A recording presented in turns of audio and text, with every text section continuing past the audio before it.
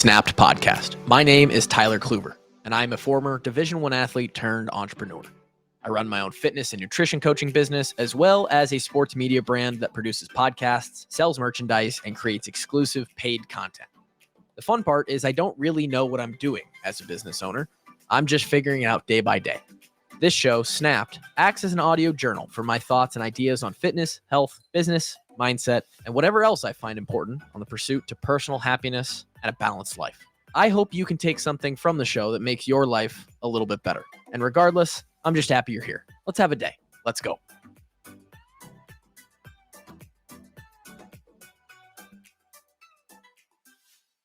Welcome into the Snap Podcast. How are you going to live your best life and execute on supplements in 2024? That's what we're talking about today. Welcome in. I'm glad you're here. I hope that you enjoyed last week's podcast on the nutrition side of things. Now, supplements are a subsect of nutrition. Nutrition definitely comes first in this series, currently through week 2 here. And I highly recommend you go back and listen to that nutrition podcast, by the way. If this is for some reason the first one you're listening to in the series, please don't make it the first one. It is the least important of the 4. Sleep, diet, and exercise are going to come before the supplements 100 times. I'm going to say it probably 3 or 4 more times in different ways over the course of this episode. So please listen to the other ones first. Nonetheless, supplements can be helpful. They are a thing. They're probably something that most people are going to run across or have to interact with, or they're going to hear opinions about, or, hey, there's this new thing. It could be great for you, yada, yada. So let's try to cut through and dispel some of the myths and the BS and give you some tips to have your best 2024 with supplements. All right. I think the first thing we have to address is when you get into the supplement world, it's a little bit crazy. I think it gets associated with snake oil salesmen, like, hey, it's all BS, right? None of them work. Or a little bit of the crazy extreme side of the gym and fitness world where people are taking God knows what, who knows what's in the pill, who knows what's in the powder. I'm pretty sure at one point I was taking a formulation of pre-workout when I was 16, 17 years old. That was a couple carbons away on the chain from meth. And I'm not joking. And that is funny now, a decade later to think and talk about. But I think it was legitimately, I think if anybody here is a real OG supplement taker, gym goer from like the 2010 era, I think the Jack 3D original formulation has been proven to like be really close to methamphetamine. So that's what you're getting into here. And that's a little bit scary. Now, you also have the other side of things where you're like, I just want a vitamin D supplement or a vitamin C, or I need iron or something. There's a really, really subtle and innocent side to this as well. But the first thing we usually hear amongst the supplement industry or this topic of supplements is it's unregulated. Nobody knows what's in each supplement. Nobody's testing these things. You can put in there whatever. You can say whatever is in there on the bottle. These companies can get away with all this stuff. And that is true to some extent. The regulations are a little bit easier to get around. It's just the way the industry is. However, this isn't true across the board. You can find supplements that are third-party tested. You can find supplements, in fact, that are specifically built for college athletes. And those are regulated to prevent anything performance enhancing or dangerous. And that is a highly regulated industry. And it costs supplement companies a lot to put the official stamp of third-party tested on their bottles, on their packages, whatever. So you can find good supplements that are tested and proven to have in them what they say they have in them. Okay. So that's the first thing that we can kind of get out of the way. Another thing you could hear when we're talking about supplements is it's just expensive pee, right? You're just going to pee all the supplements out. You're not going to get anything from these anyways. And that kind of goes back to the whole, like, oh, none of these work. It's all just for these companies to make money. That can be true. There's probably a lot of people out there who are taking however many number of supplements, and their body isn't using them in the way that they should be. They don't need them. They have too much of this. They're not taking enough of something to really get anything out of it.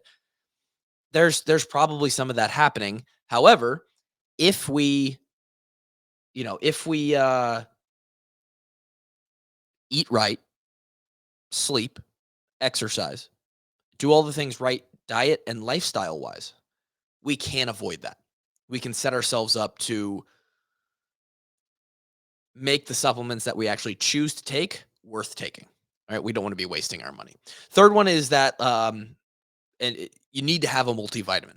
Everybody should be taking a multivitamin. Not true. Again, the diet and lifestyle thing is going to determine that. A multivitamin could be beneficial for some people. Hopefully, you can decipher that through this episode, this podcast.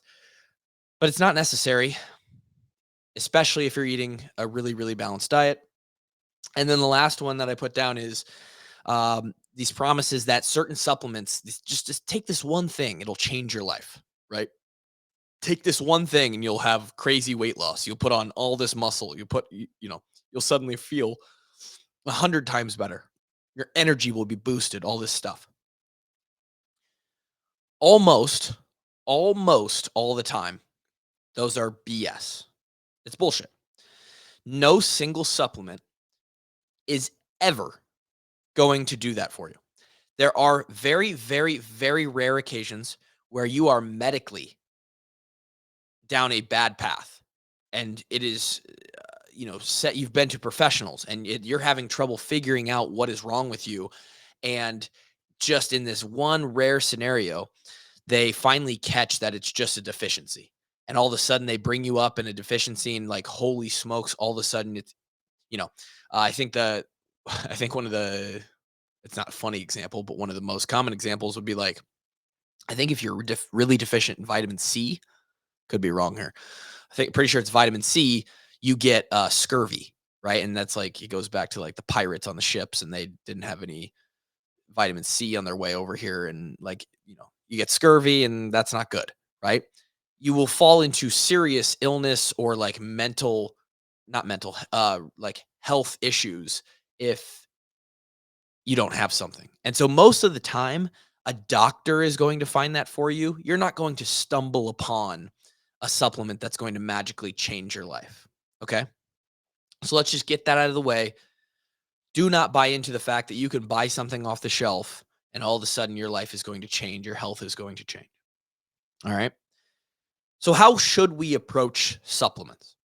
Well, it says it in the name, right? It's a supplement to your lifestyle, how you eat, how you exercise, how you sleep, how you live, right?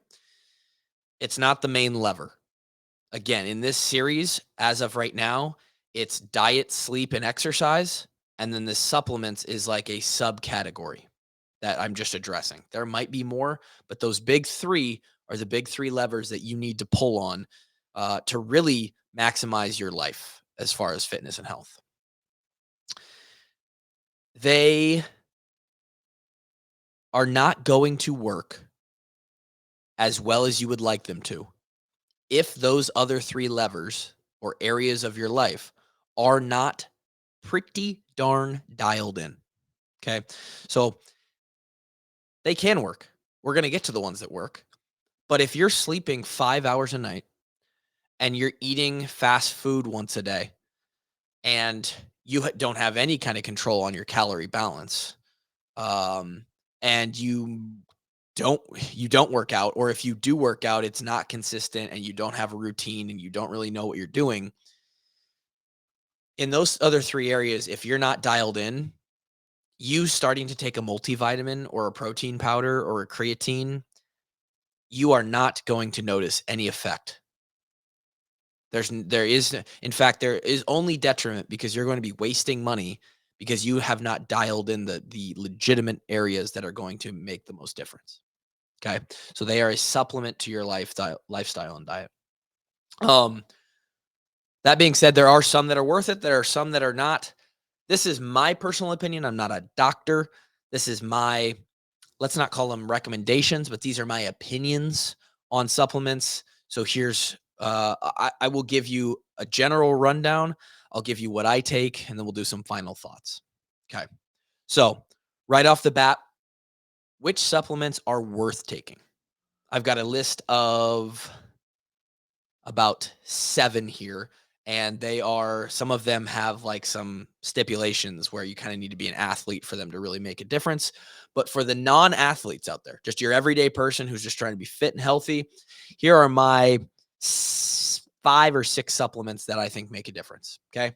Number 1, and you'll hear this from any fitness podcaster out there, creatine. And in fact, now I think just in the last few years, creatine is starting to even be seen as having a lot of cognitive and mental benefits. For the longest time, we've known that it has and proven that it has strength training benefits. It is something that our body already produces, but supplementing with it and making sure that we are always using and utilizing 100% of what we need and can use has been proven to increase recovery time, increase strength, increase muscle mass. All 3 of them. Not crazy, 5-10% gains here and there, but it's something that we can be taking every day. There's basically no downside to it. The only thing that creatine provides as a negative effect is sometimes, like, I think 1 out of every 8 people that take it have a little bit of uh, gastric distress, or like it doesn't sit well with them. But other than that, there is no like downside or health detriment to it. So creatine is number 1. A protein powder, hard to even consider this a supplement, but it is sort of formulated that way. This is just taking the dairy protein of whey. I mean, you can get pea protein or other types of proteins as well, but it's just taking the protein out of food, or the same kind of protein that you find in your food, and powderizing it, putting it in a bag and selling it, right? So this is, you know, I, it's pretty simple. It's just a way to get more protein. There's multiple types. I think the most common and easy, if your stomach works with it, is the whey protein. Pretty simple. Number 3 would be caffeine. Got to be a little bit careful with this one. Most people are the most familiar with this one because we don't normally get it in supplement form. You're going to be get it in the form of coffee. Coffee's fine. I'm not a coffee person myself. For the longest time, I was hardly a caffeine person at all. I'm not really a high responder to it, but caffeine, again, as long as you're not just completely overdosing it, is something that can wake you up, give you a little energy, and help you get going, make you feel a little bit more motivated, get your ass to the gym, whatever it needs to be.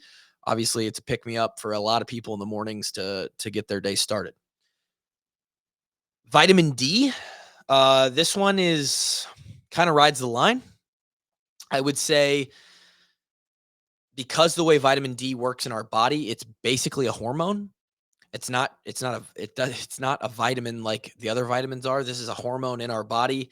Obviously, we know that people get vitamin D by being in the sun. It From what I've listened to, and this information is mostly coming from people like Peter Tia, Huberman, other people in the fitness and health space that are putting out a ton of podcast, book content type of stuff. My understanding is that if you can get 20 to 30 minutes of sunlight a week, direct sunlight on your face, uh, neck, back, arms, the more you can get, the better. That basically is going to supply you with enough vitamin D on a regular basis. In the winter, I think it's worth supplementing with it. You are going to absorb vitamin D best from the sun, next best from food you consume, and then third best from the supplementation. So take that in consideration. But it is one of the supplements that will go along later that I actually take myself, and I only take it during the winter. Um, Magnesium is a big one. There's 2 left on this list that I think are actually worth it for most people. There are how many forms of magnesium? Probably 8 to 10 forms of magnesium. It's pretty essential in the body. It works on a lot of processes in the body. Different forms of magnesium can be used for different end goals. Most notably is to help sleep. And when you're doing magnesium for sleep, you want to take the threonate version of magnesium. And again, this is a Huberman thing, but he likes to combine that with glycine, a myo-inositol, or a theanine. Those supplements as well. Um, I'm not going to go into the science of that, but if you just search Andrew Huberman sleep, you'll find that he recommends those again: magnesium 3 and 8, glycine, myo-inositol, and theanine.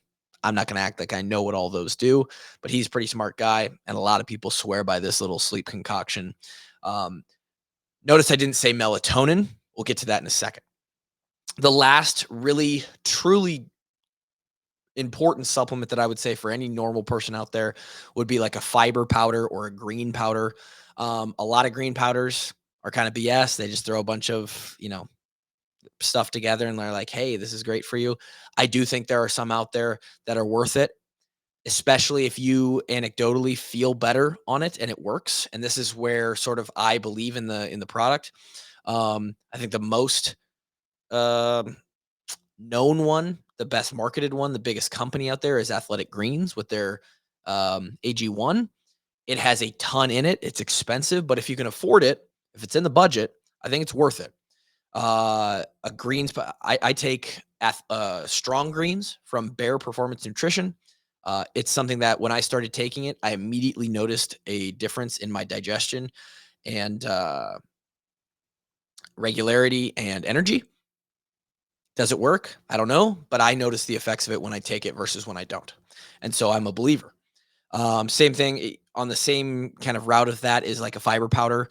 Not exactly a green powder, but literally like your Metamucil or like an old person fiber powder. It's pretty simple. You need fiber, stay regular. That's what it's for. Those six: creatine, protein, caffeine, vitamin D, magnesium, and a fiber or greens powder. Those six, I think, are worth something to normal people. Now, if you're an athlete, if you're working out a lot, we're talking upwards of maybe 5+ days a week for long hours. You're sweating a bunch. You're doing high intensity. You have performance goals. You're trying to run races, marathons, triathlons, Ironmans, whatever, some legitimate like athlete stuff. Then I think there's two others that are worth it. And those would be a carb powder and or carb supplement or an electrolyte supplement. Pretty simple, similar to the protein with the carbs. You're literally just putting into powder form the carbohydrate nutrient. The best is a cluster dextrin or something like a UCAN powder, a slow acting, slow burning carb that can be consumed and then used as energy through a long endurance session. Pretty simple. Like our body needs carbs and energy to run on. So they made a supplement for that. Electrolyte powder, you're maybe familiar with LMNT or Liquid IV or even a Pedialyte. Had a Pedialyte yesterday. I wish they would sponsor me. We've started to figure out that not only do you just need water, water is great for hydration, but the really important part of that, the mechanism within hydration, is the sodium, magnesium, calcium balance within our cells. And keeping us hydrated is really important, obviously, during exercise. So electrolytes are important as well. Carb powder and electrolyte powder, something like that. Okay. That's it. That's all of them. Six for normal people, add another two to make it eight for athletes. Those are the supplements that I, Tyler Kluver, find to be worth it. It doesn't mean that some other stuff can't be helpful, right? People are different. People's bodies react to different things. That is generally across the board, which is what these episodes are trying to do. Those 6 to 8 supplements are something that you might find worth it for the general person listening to this podcast. Now, are there others? Sure. Other vitamins, BCAAs, fish oil, turmeric, biotin, glutamine, beta alanine, arginine. There's so many that you could go through. They are going to have very, very, very minimal benefits to you. And you're likely only to realize those benefits and actually feel them if, again, those big 3 levers are dialed in. Otherwise, you're never going to feel the effects of any other stuff. Um, Small benefits, and you really have to be squeezing the juice out of the lemon to even get there. Things that we should stay away from. And the big three are, I think, melatonin, fat burners, and anything with like a SARM or a pro hormone or something that gets close into the anabolic realm. Now, of course, if you've chosen to hop that fence and go the anabolic route or take performance enhancers, by all means. But it can start to get pretty dicey. And for the normal person listening to this podcast, you don't need that. So, why is melatonin on this list? I think it's pretty. I hope that most people understand why fat burners are on this list. Fat burners have some crazy shit in them. Talk about unregulated; those mostly are unregulated. You're never going to find a third party tested like fat burner that's legitimate. There's some sketchy stuff that they put in those things to try and ramp your metabolism or like get you to burn calories. They can be dangerous. Who knows what's in those things, especially when they get into they all have these crazy names like extreme burn or like like let's stay away from those. Okay. Now, why is melatonin on this list? Right. Well, again, this is stuff that I've heard from Andrew Huberman, so I'm sort of just repeating a narrative here, but he's done the research and read the papers. And I always felt this internally, naturally. I used to slam melatonin when I was like in high school, before I even understood or really cared about the downsides, the the risk factors of taking stuff, putting stuff into my body. Um, and I would take melatonin in large quantities, and sure, it would knock you out. But what is that doing to you? And are you becoming reliant on it? And is that actually screwing up your circadian rhythm and your natural ability to help you fall asleep and stay asleep? Right. And then what is the quality of that sleep like? So there's plenty of reasons. Again, I'm going to refer you to him. The big factor with the melatonin stuff is when it comes to that regulation, they have found that melatonin can often be sample sized at 3,000 times the amount of what you should be taking, what your body should be taking.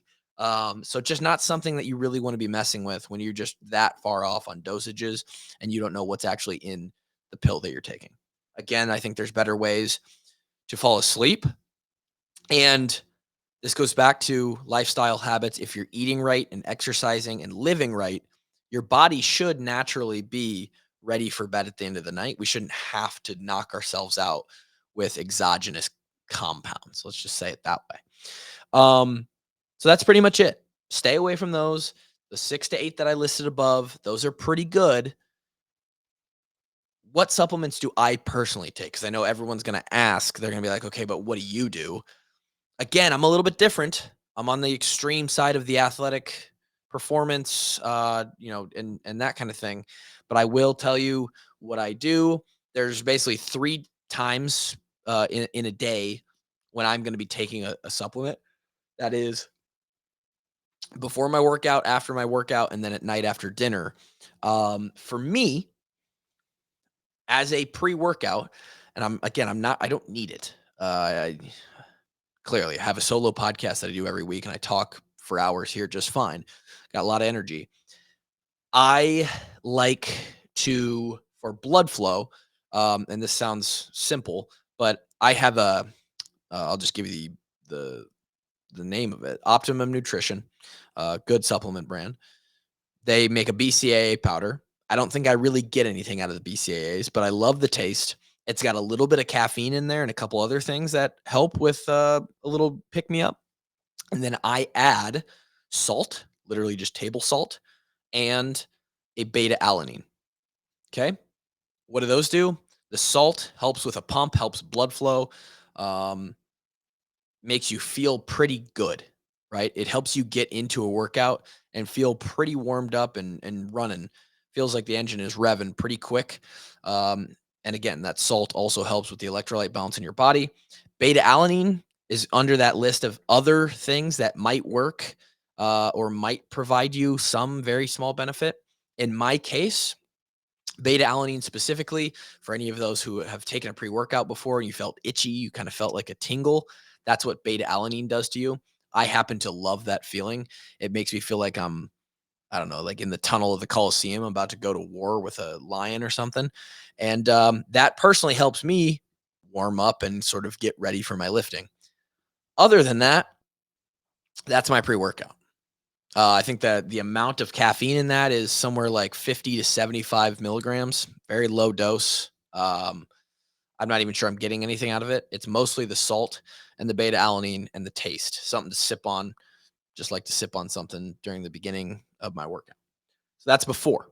After my workout, uh, I'll come in and I'll usually do a sort of a protein refuel. So I'll do a protein shake, just again, Optimum Nutrition, whey protein shake, something like 25 grams to 30 grams of protein. And in that protein shake, I'm doing 1 scoop of creatine. So 5 grams of creatine.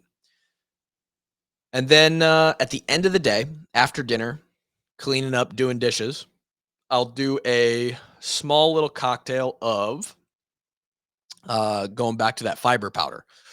Again, as an adult, and I'm 29, we're almost 30, you start to realize how important being regular is to you. And you're regular, you're having a good day.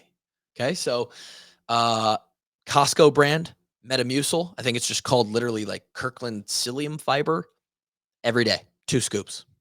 I mix that with a greens powder, the strong greens, and those 2 supplements, the fiber plus the greens powder, is really just for my digestion. It makes a world of difference for me personally, may not make a single difference for anybody else. Um, and some micronutrients and just other sort of general health stuff. I don't know how much I'm getting out of it. I think mentally, I probably feel the best taking the green powder because I'm not a big vegetable guy. That's where you get a lot of micronutrients and fibers in fruits and vegetables. So I'm making up for that with a supplement. And then with that, again, it's the winter time, so I will take 5,000 units of vitamin D, even though I still try and get out for walks, even when it's cold. Um, and then what else am I taking there? I'm taking a magnesium supplement, I think it's just magnesium glycinate, and I take a vitamin C as well. And the only reason I really I don't know how much I'm getting out of those. The vitamin C tastes good. It's just like a little chew tablet. I kind of like them. I'm not sure how much I'm getting out of that. I know I'm getting a lot out of the fiber. How much am I getting out of the magnesium or the vitamin C? I don't know, but I take them, and that's what I personally do. The really what I'm getting the most out of supplement wise is the creatine and protein powder after my workout, and maybe some of that beta alanine tingle to help me get into the workout. But nothing crazy. That's it. Um, as final thoughts here, again, 98% of the way there with diet and lifestyle. Okay. Get your exercise routine right. Get your diet right. You're going to get most of the nutrients you need through your diet and whole foods. Only take a supplement if you really think you've done everything you can otherwise to get to that desired result that the supplement claims to give you. And then once you've taken that supplement for a couple weeks or a month and you've trialed it, only continue to take that supplement if you feel the result, if you feel that difference. If you don't, stop taking it. Don't waste your money. TKG training, workouts every day, warm-ups, workouts, cool downs, high intensity stuff, all done in 30 minutes at your house. Sign up if you need daily workouts. If you want to kickstart your routine, you need something different, tylercluver.com to do that. The DMs are open for any coaching questions or questions about this podcast, questions about this series. Hey, what does this supplement do? Whatever. Anything you can think of, hit me up. And I thought of this as I wrote down the notes for this podcast, but this could be a way of signing off. I put it on my Instagram the other day and I kind of liked it. Your excuses aren't valid. Go have a day. We'll talk to you next time. Peace.